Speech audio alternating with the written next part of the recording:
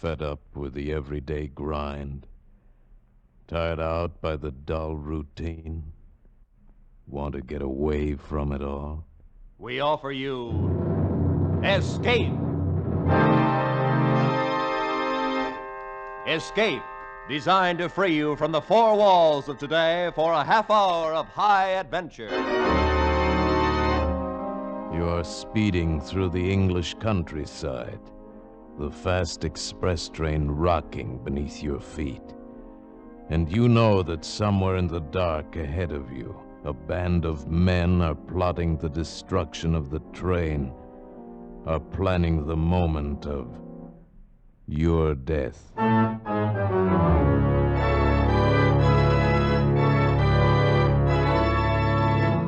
Today, we escape to England at the turn of the century and the story of a complete train that vanished from the face of the earth. As Sir Arthur Conan Doyle told it in his fascinating tale, The Lost Special.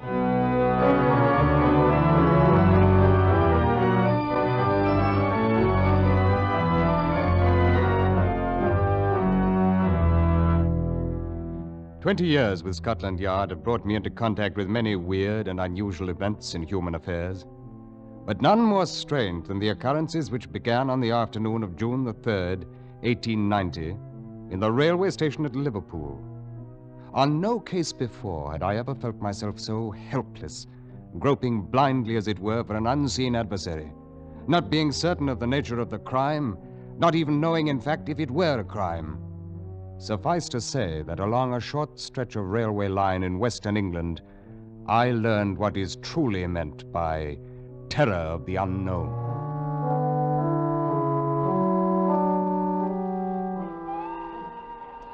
At 4 o'clock of the afternoon in question, having completed a rather minor investigation which had brought me to Liverpool, I was sitting in the waiting room of the railway station reading and waiting for the 6 o'clock train for London, entirely unaware at that moment of a rather ordinary conversation that was taking place in the office of Mr. James Bland, the station master, a few yards away. I'm very happy to know you, Mr. Carroll, and you, Mr. Gomez. And now, if I might learn the nature of your wishes? Simply this, Mr. Bland. My companion and I have arrived on the steamer from Central America, which docked less than an hour ago. It is of the utmost importance that we reach London as quickly as possible in order to arrange passage across the Channel to France. I see.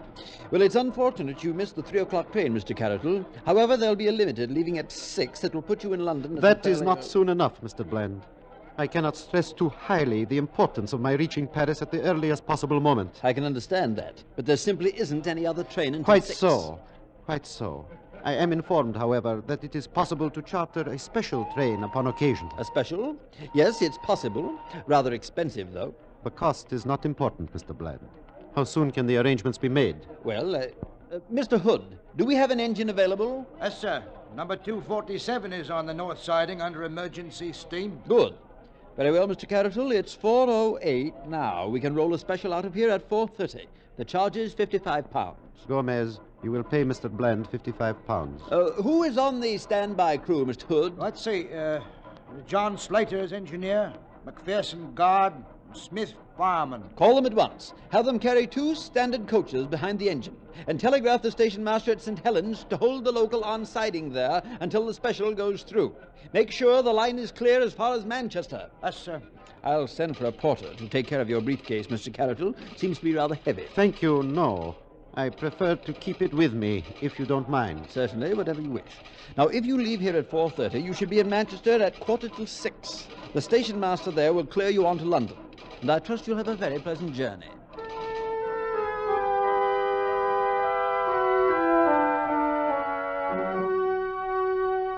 As I say, I was not aware of these events until a while later, and would have placed no significance on them in any case. At 4:31, the special train with its 2 passengers and 3 crew members pulled out of Liverpool station and headed for Manchester. And at 10 minutes to 6, I was summoned to the office of Mr. James Bland, the station master.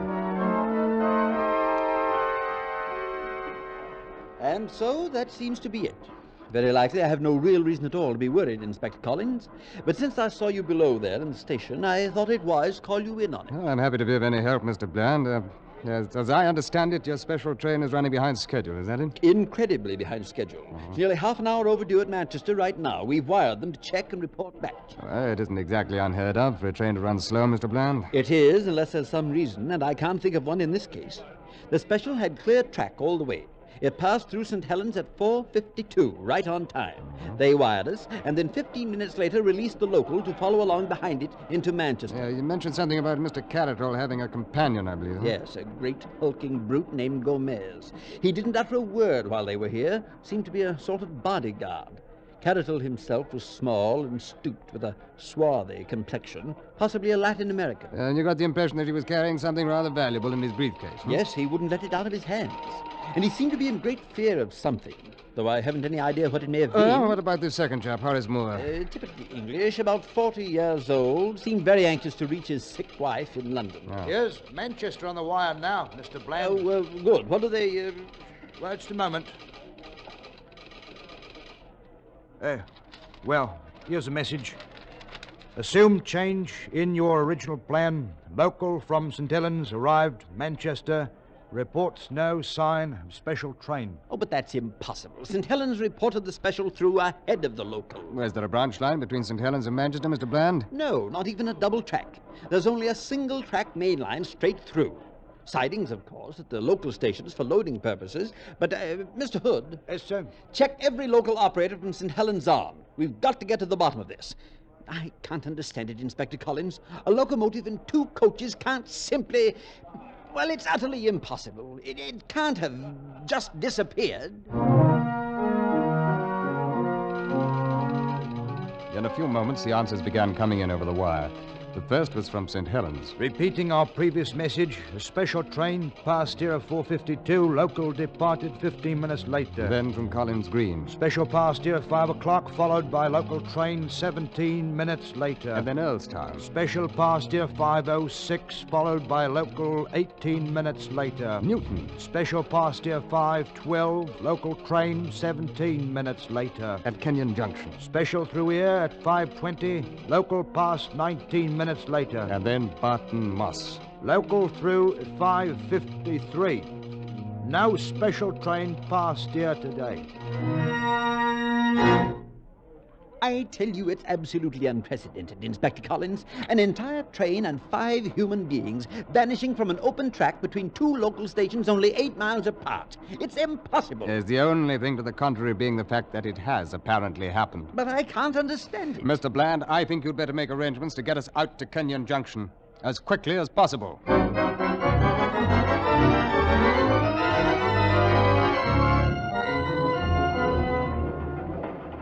Within 10 minutes, we were in a coach behind a goods engine moving at full throttle on the main line east out of Liverpool.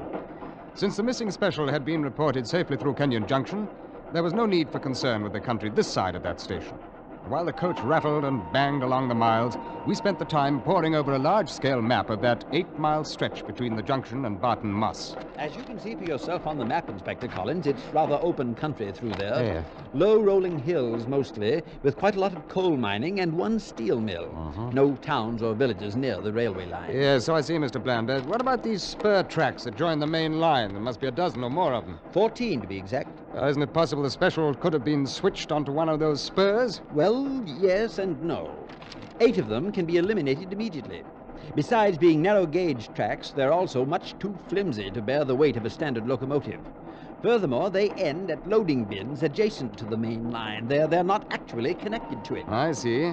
Well, that still leaves 6. Are they all standard gauge? Yes, but 3 of those 6 can be eliminated too, since they've been abandoned for years. The mines they were built for are no longer operated. The Red Gauntlet, Despond, and Heartsease collieries. Yes, but abandoned or not, if the tracks are still there, couldn't they be used? No, they could not. When service to the 3 mines was discontinued years ago, the switches, along with several hundred yards of track adjacent to the main line, were removed to prevent accidents. And that settles that. But we still have 3 lines left. Yes, and all in operation. They serve the Big Ben and Perseverance collieries and the Carnstock ironworks. Good. Then there's the probable area of our investigation. Probable. Inspector, I fail to see anything probable about a train scheduled for Manchester turning up in a dead-end siding. Well, for many years now, Mr. Bland, I've been approaching problems of this sort with a certain theory of logic. Once both the obvious and the impossible are eliminated, and we seem to agree on those, then the solution must lie in the realm of the improbable, no matter how fantastic it may at first seem. I can't believe it. Why wouldn't the train crew report in? What about Mr. Carroll's anxiety to get to London? Why wouldn't Hey, he wait, have... wait. We're slowing down, aren't we? That's right, sir. We're pulling into Kenyon Junction. Mm-hmm. This is the last station to report seeing the lost special. Very well, gentlemen. This is where we start to work.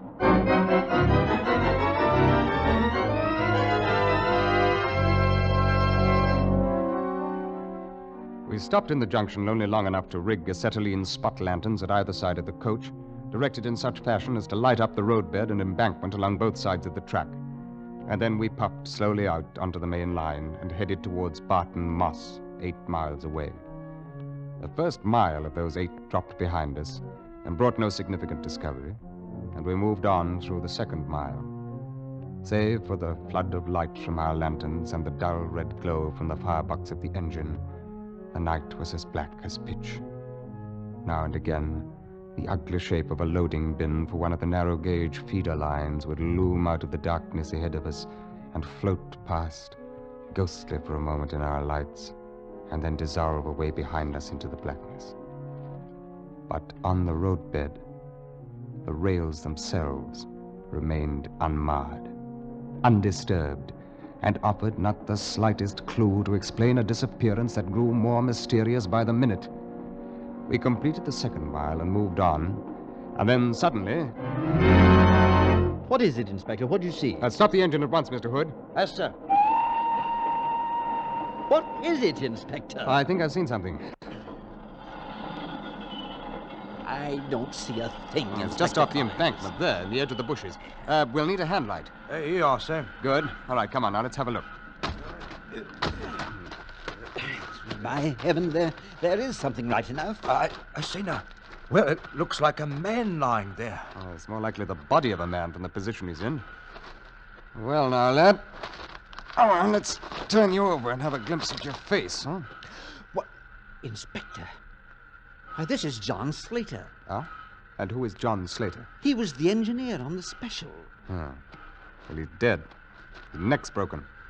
Dead? I'll venture a quick guess it was caused by a fall from the cab of his engine. Traveling rather fast at the time, I'd say. You can see where he rolled through the bushes for some little distance there. But then what happened to the locomotive, Inspector?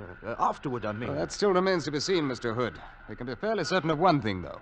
A special must have come at least this far out of the junction. Otherwise, it's pretty difficult to account for the engineer's body being here. No more difficult, surely, than it is to account for any of this.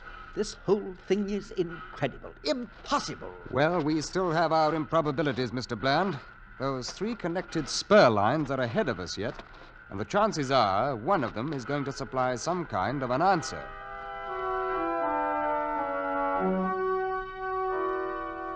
By midnight, I'd completed a thorough check of the 3 lines. The first one, to the Big Ben colliery, ran 1.5 miles back into the hills and ended against the face of a huge pile of coal. Not large enough, however, to cover a locomotive and 2 coaches. I made certain of that. The line to the Perseverance colliery was hardly more than 1/2 mile long. It had been blocked all day, and it was still blocked by a string of loaded ore cars, and ended beyond them against the open rock face of a quarry. And the last line, running to the Carnstock Ironworks, was a double track, and had been left open all day. However, a sleepy superintendent informed me that over 200 repairmen had been busy on the roadbed until well after dusk, and it was impossible to imagine a non-scheduled train passing through such a horde of witnesses unnoticed. Oh, shortly after midnight, dog-tired, we walked into Barton Moss Station, still without the slightest explanation of the mystery. I want to send a wire through to Scotland Yard. Scotland Yard? Yes, sir. Yeah. I'm prepared to postpone further investigation Investigation? until daylight. Yes, sir. Now, sign it, Collins. Can you get that up right away? Right away, sir. Peaceful English countryside and a dead engine driver. You speaking to me, sir? Yeah, no. It is strange, though. Strange, sir? In broad daylight, a 40-ton locomotive with 2 carriages and 4 passengers has vanished from the face of the earth.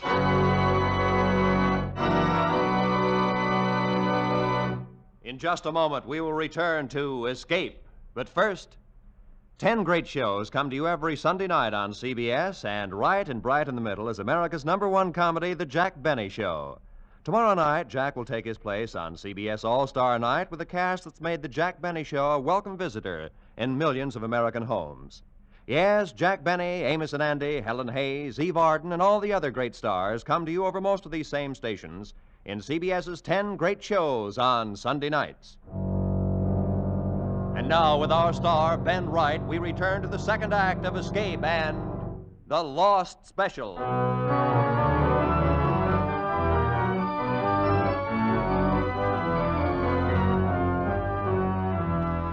By the next morning, of course, the story was out and the daily papers went to work on it. But fortunately for Scotland Yard, the main attention of the press was directed at the moment toward the international scandal, which had been brewing for a week or two among high financial circles in France. As it was, however, letters to the editor in the Morning Post gave us quite a rough go of it. Oh, with all manner of crackpot suggestions. It seems difficult to believe that the worthy operators of Scotland Yard have overlooked the one obvious explanation as to the whereabouts of the missing train. May I advise them that some 2 miles from Barton Moss, the railroad line crosses the West Branch Canal. Unquestionably, the special leapt from the bridge and lies now in the muddy water. This whole affair is obviously the work of some subversive organization. And until the culprits are brought in to face their just deserts, no man, woman, or child in England can be considered safe. Now, my Surely advice we are in the matter witnessing the is- fulfillment of ancient prophecies. The forces of evil grow bolder and begin now to invade the earth openly. There is no doubt but what that strange man Caratol was really the devil in disguise. And it is Our high first time... action this morning is to gaze quickly across the city toward Westminster Abbey. Considering the recently demonstrated inefficiency of Scotland Yard and the Manchester-Liverpool railway affair, it's quite possible the Abbey may be spirited away some night soon. A week passed, and then 2 weeks. We scoured the whole western countryside, following up every lead, tracking down each rumor, and we got nowhere. 3 weeks, 4, and then the press began to ignore the matter. 2 months went by. Nothing new. 3 months, and the activity of Scotland Yard in the matter had come to a standstill. The reason was simple enough. We had no idea what else to do. So the records were finally taken from the active file and marked, "Case still open and unsolved."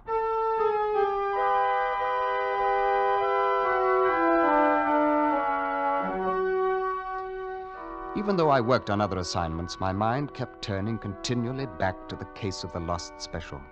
I tried to think of some avenue left untried, some path overlooked, and I could think of nothing.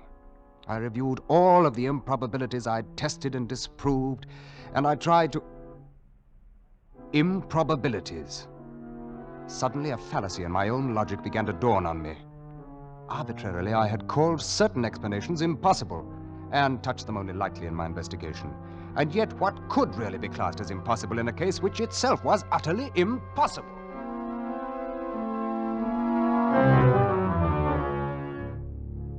Back down to Barton Moss again, and then 10 days of painstaking work. At the end of those 10 days, I was certain that I'd found at least the essentials of the answer, and I was equally certain that I could never prove it. I could see only one bare chance, a desperate chance against long odds. I laid my plan before the chief inspector, and then Scotland Yard went into action. The London Times, 21st November 1890. Rumors are circulating that a man named Dalton, arriving in Liverpool on the steamer Vistula tomorrow, may hold the key to the long-standing Manchester railway mystery. According to reliable sources, Mr. Dalton possesses recently discovered copies of the documents which were carried in the briefcase of the ill-fated Mr. Caratol. It is further stated that Scotland Yard is arranging to meet Mr. Dalton at the Liverpool pier and rush him forthwith to London. The next afternoon, accompanied by Mr. Dalton, I walked into the office of Mr. James Bland, station master at Liverpool, and chartered a special train for London. We shall have the train ready for you to leave in 10 minutes, Inspector Collins. Good. I'm most anxious to get Mr. Dalton and his briefcase to London as quickly as possible. Yes, I saw the squib in yesterday's paper, and I was afraid then you'd be wanting a special train arranged. I'm still worried about it, as a matter of fact. Oh, I hardly think there's any need to be. You've run a good many specials up to Manchester since that affair 6 months ago, and you've never lost another one, now have you? No, but I'll confess I've shaken in my boots every time I've watched one of them pull out of here. I say now, you're going to have me jumping at my own shadow. Oh, don't worry, Mr. Dalton. I'll have you in London before you know it, and none the worse for the trip. Nevertheless, Inspector, you'll have to admit the situation today is very much like the one 6 months ago. Oh, yes, in some ways. The mysterious stranger arriving by steamer from South America and in urgent haste to reach London. The carefully watched briefcase, which, according to rumor, contains the very same sort of material Mr. Carroll was carrying. But there is one difference. Mr. Dalton is being accompanied by an agent from Scotland Yard. Yes, but Mr. Carroll also had a guard, that chap Gomez, and both of them disappeared. Oh, come now.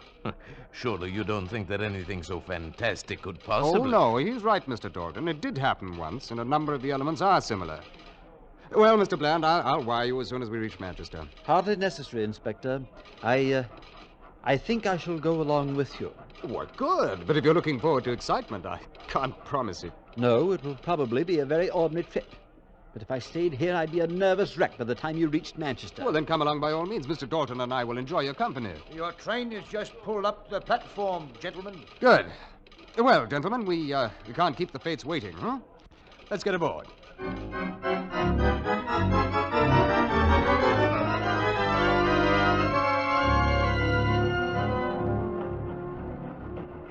Well, it's certainly been an uneventful journey so far. Why, I hardly expected anything to happen this side of Kenyon Junction. And it's right ahead of us there. Inspector Collins, do you mean you are expecting something to happen on the other side of it? Oh, yes. Yes, that's the whole purpose of the trip.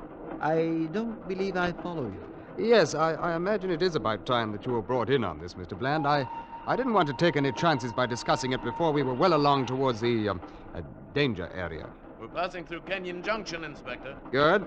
Mr. Dalton there is a Scotland Yard agent, by the way, Mr. Bland. Oh? And all he's carrying in that mysterious briefcase is half a dozen ham sandwiches.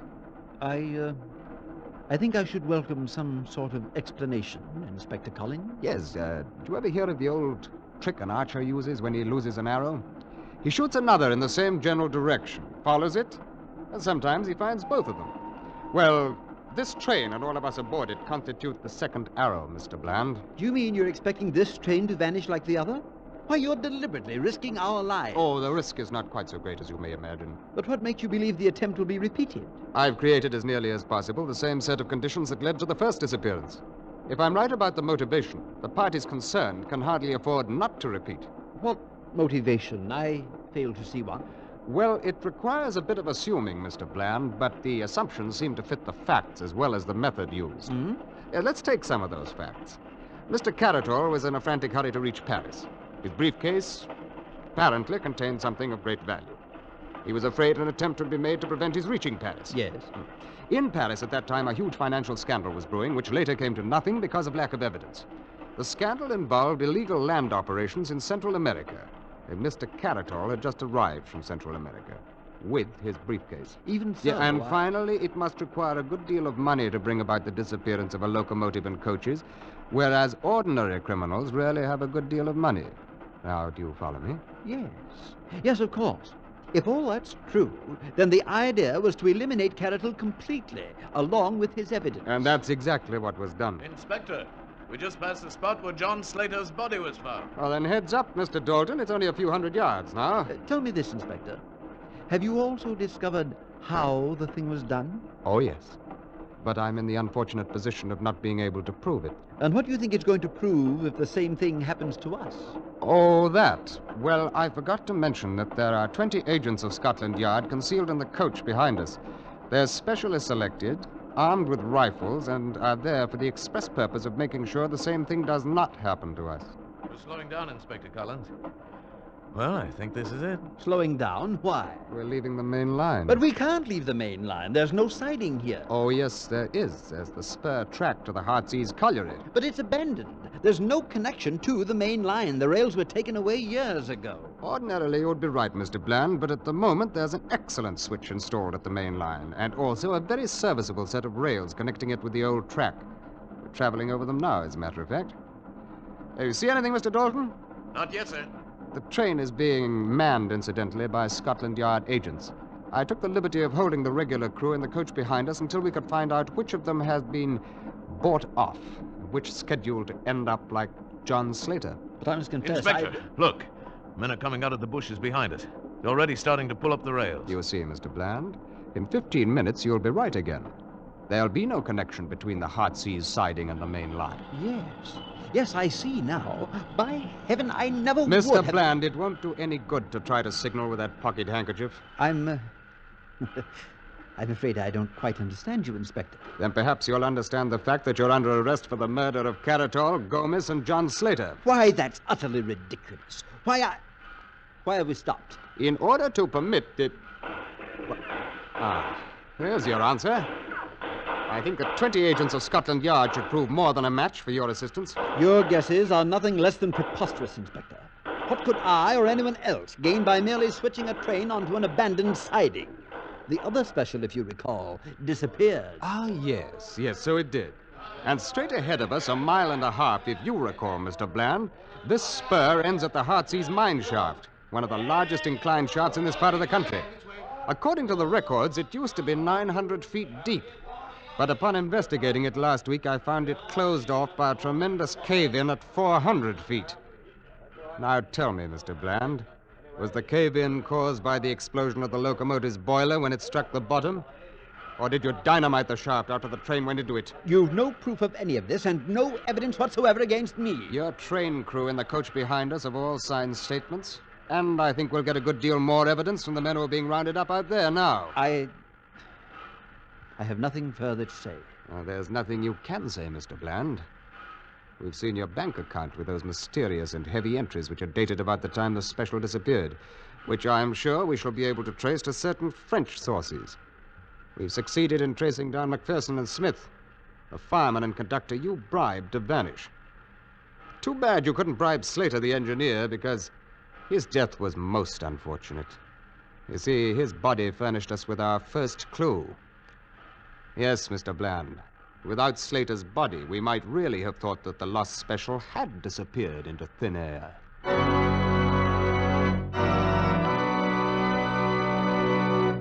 Escape is produced and directed by Norman MacDonald.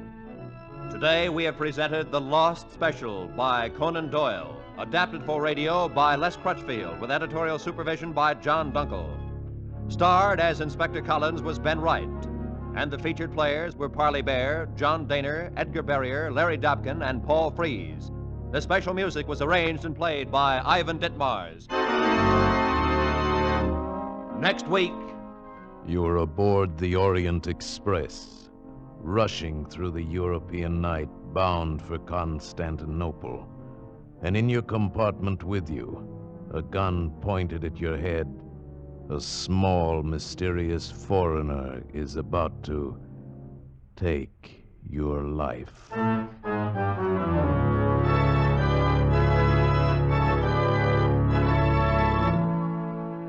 next week, we escape with Graham Greene's exciting novel of intrigue, Orient Express. Goodbye, then, until this same time next week, when CBS again offers you Escape.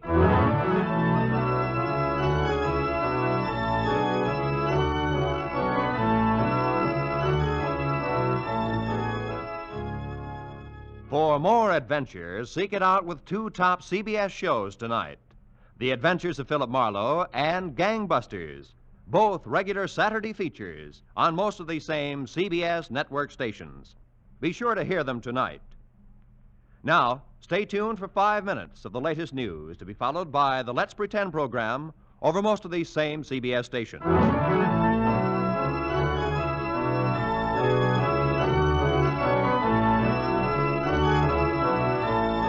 This is Roy Rowan speaking for CBS, the Columbia Broadcasting System.